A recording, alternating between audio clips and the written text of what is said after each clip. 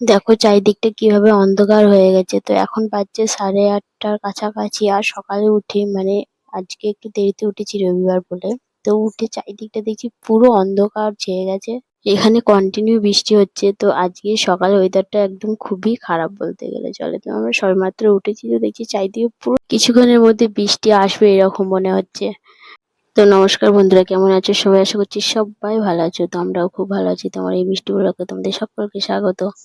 আর এখানে তো বললাম অনেকদিন ধরেই মানে কন্টিনিউ কদিন ধরেই জল ঝড় বৃষ্টি হচ্ছে, কিন্তু এই আজকে যে মেঘটা করে আছে চারিদিকে পুরো অন্ধকার ছেয়ে আছে, এরকম কিন্তু আগে মানে কটা দিন হয়েছে এরকম বৃষ্টি হয়নি। তো আজকে বৃষ্টিটা খুবই জোর হয়েছে। দেখো ঘরের জানালাগুলো দিয়েও জল ঢুকছে। তো বড়মশাই এগুলো সব আটকে দিচ্ছে, মানে বাইরে প্রচন্ড জল ঝড় আরম্ভ হয়ে গেছে, প্রচন্ড প্রচন্ড পরিমাণে এদিকটা। আর নিচেতে গাড়ি লাগানোর জন্য যে তোমার গ্যারেজ গুলো বানানো হয়েছিল, মানে যাদেরই আছে বানানো, ওগুলো সব তিরপল গুলো সবারই প্রায় খারাপ হয়ে গেছে, ছিঁড়ে গেছে, উড়ে পালিয়ে গেছে। আর এতেও ঘরের মধ্যে কত জল ঢুকে গেছে। তো এই দিকটায় তোমার ছোট ব্যালকানিটা আছে, তোমরা দেখেছো। তো এই ব্যালকানিটার এটা দিয়ে জলটা বেশি করে আসে, বেশি পরিমাণে। তো সেই হিসেবে এখানে ওনারটা দিয়ে দেওয়া হয়েছে যাতে জলটা আগে না আসে।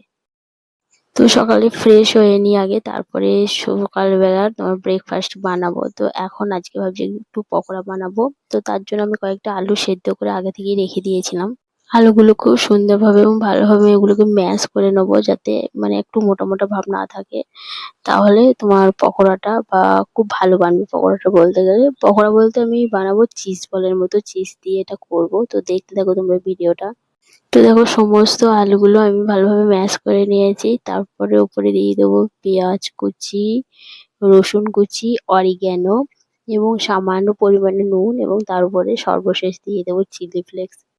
আর এই চিজ বলে সব থেকে যে মেন উপকরণ সেটা হচ্ছে চিজ। তো এর উপরে আমি চিজটা খুব ভালোভাবে গ্রেট করে তো খুব বেশিও না খুব কমও না, মিডিয়াম সাইজের চিজটা, মানে মিডিয়াম সাইজ করে মানে মিডিয়াম ভাবে দেবো, খুব বেশি দেবো না গো। আর এই চিজটা আমি কিনে নিয়ে এসে ফ্রিজে রেখে দিয়েছিলাম। তো এটা খুব ভালোভাবে জমে গেছে এবং খুব সুন্দরভাবে গ্রেট হচ্ছে।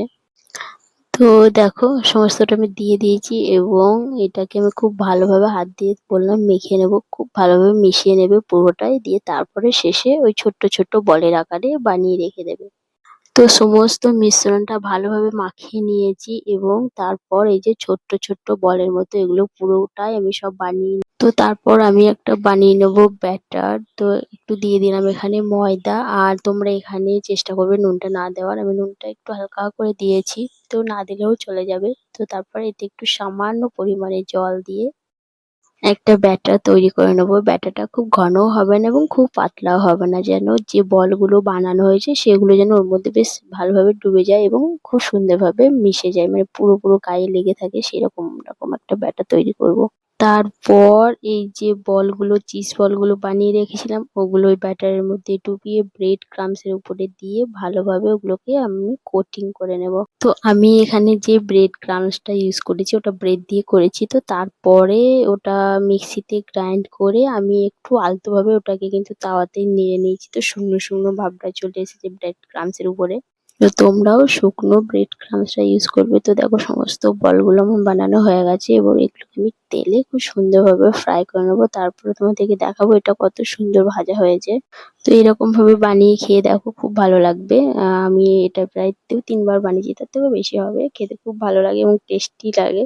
তো আমি যে পরিমাণ আলু দিয়েছিলাম, মানে যেরকম ভাবে বানিয়েছিলাম, তার মধ্যে আমার 20টা কাছাকাছি মানে বানানো হয়েছে চিজ বল। তো তোমরা তোমাদের নিজেদের মতো করে বানাবে। তো দেখো আমার সমস্তগুলো প্রায় ভাজা হয়ে গেছে।